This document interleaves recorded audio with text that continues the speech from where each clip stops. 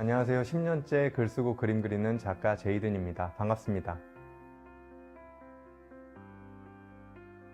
제가 혼자 이제 그림을 숫자 그리기 시작했을 때 희한하게도 제 주변엔 그림 그리는 사람이 없었어요. 그래서 재료에 대해서도 좀 알고 싶고 또 물어보고 싶었는데 그 주변에 대상들이 없더라고요. 그래서 어느 정도 혼자서 그렇게 독학을 하다가 나와 같은 사람들이 더 있을 수도 있겠다. 그러면 내가 처음 그림을 시작하시는 분들하고 친구가 돼서 그림을 그리면 어떨까라는 생각이 들어서 이름을 드로잉 프렌즈라고 지었고, 소수로 모여서 그림 수업을 하다가 이제 점점 그게 커뮤니티가 됐고, 그게 클래스가 돼서 이제 지금까지 오게 됐습니다. 눈에 보이는 것들 그리기도 하고, 때로는 어떤 특정한 모양들, 이제 지금 우리가 알고 있는 그 추상 그림들이 결국은 내면에 있는 것들을 꺼내서 그걸 그 형상화한 그림들이거든요. 그래서 이게 어떤 분들한테는 되게 잘 뿜어져 나오는 분들이 있고, 어떤 분들은 그게 안 뿜어져 나오는 분들이 있거든요.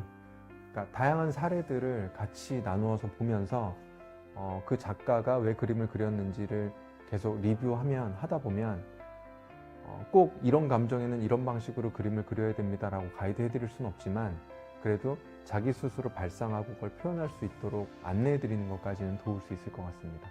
그래서 만약에 그림 그리는 기회를 가져봤는데 내가 그런 감정들을 그림으로 표현할 수 있는 게 확인이 된다면 훨씬 더 자기 감정을 잘 분출할 수 있지 않을까 이렇게 생각하고 있습니다. 뭐 에피소드 너무 많은데요. 이야기를 많이 하는 그림 수업이다 보니까 제가 이 수업을 정말 대충 하지 말아야 되겠다고 했던 계기가 한 번 있어요. 어떤 분이 병세가 아주 있으셨던 50대 초중반의 수강생분이 오셨는데, 그분 이야기를 들어보니까 3개월 정도의 이제 진단을 받으셨고, 자기가 꼭 한번 해보고 싶은 게 그림 그리기였는데 내가 이건 한번 하고 갔으면 좋겠다 라는 생각이 들어서 부축을 받고 이렇게 오셨던 수강생분이 있으세요. 결국은 모든 과정을 끝내지 못하시고 수업에 못 나오시게 되셨는데, 그냥 그때 그런 생각했던 것 같아요. 그냥 그림 기술을 알리는 수업이라면 이쯤에서 그만두는 게 좋겠다.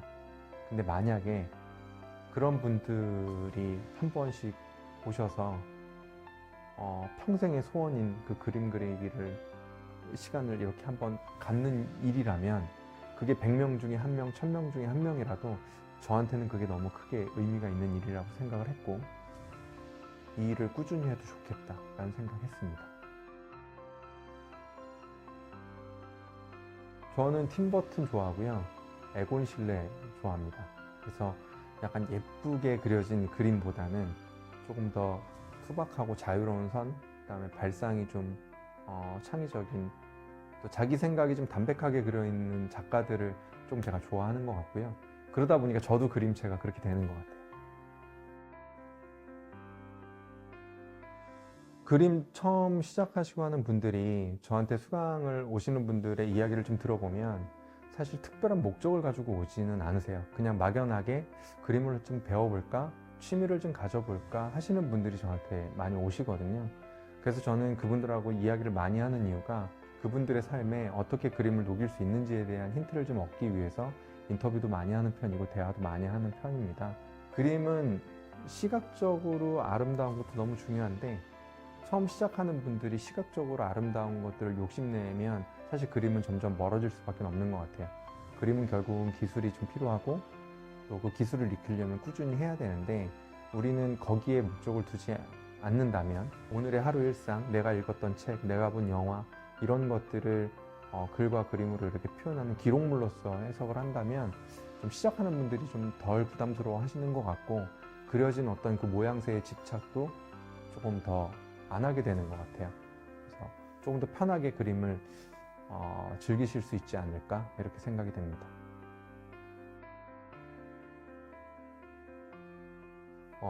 처음에 그림 수업하는데 그림학원 원장님들이 그렇게 오시는 거예요. 근데 전공하신 분들의 선은 모르는 사람이 봐도 티가 나요.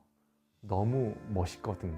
근데 그분들 이야기를 들어보면 편하게 그림 그리는 게 어렵다고 하시더라고요. 그래서 그분들은 저희처럼 초보자들의 그런 울퉁불퉁한 선을 훨씬 더 좋다고 얘기하시는 걸 좀 들었거든요. 그분들도 때로는 그냥 편하게 낙서하고 싶을 때가 있으신 것 같아요. 남의 시선 쓰지 않고. 꼭 그림을 그리면 너 전공했잖아, 이 얘기가 따라붙어서 좀 힘들어 하셨던 기억이 납니다.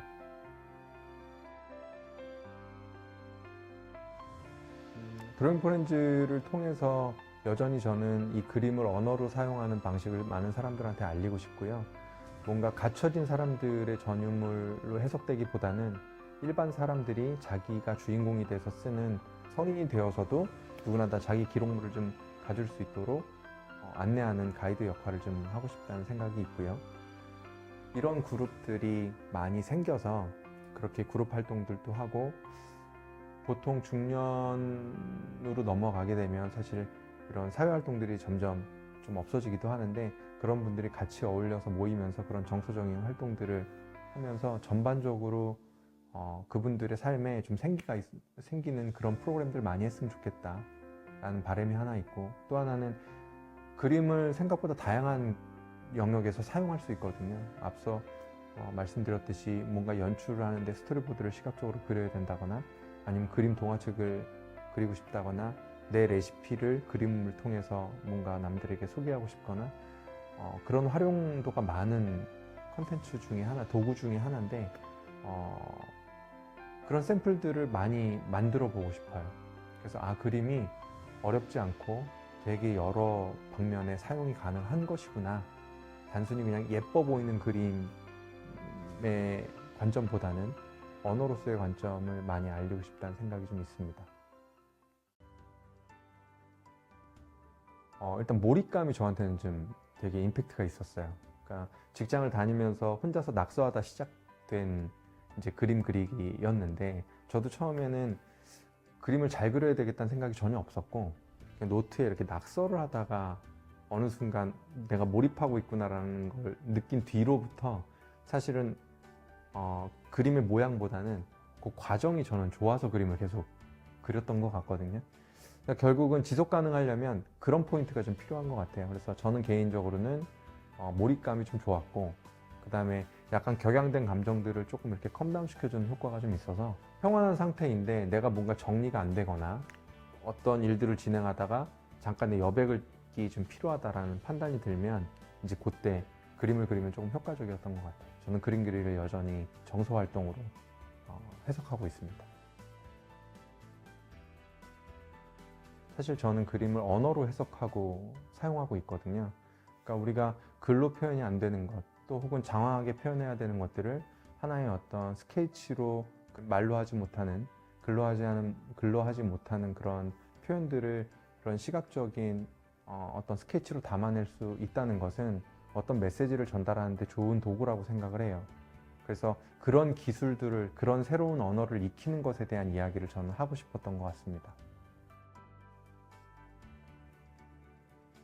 많은 사람들이 글과 그림을 통해서 자기 스스로를 주인공으로 만드는 사람들이 많아졌으면 좋겠다, 이런 생각이 좀 있고요. 어쨌든 지금 대부분의 사람들이 역할로 살아가는데, 우리한테 주어진 모든 시간을 역할에 할애해버리면 나를 위한 시간은 좀 없어지는 것 같아요. 그러면 조금 더 우리가 메마른 정서의 사회가 되지 않을까, 이런 생각이 좀 들어서 이 그림 일기를 제가 10년 동안 써놓은 것들을 다시 확인해 보니까, 적어도 이 스케치북 안에서는 온전히 주인공이 나인 이야기가 이렇게 펼쳐지는 것이 내 자존감을 좀 세우고 나를 스스로 지켜내는 가장 좋은 힘이라고 생각했어요.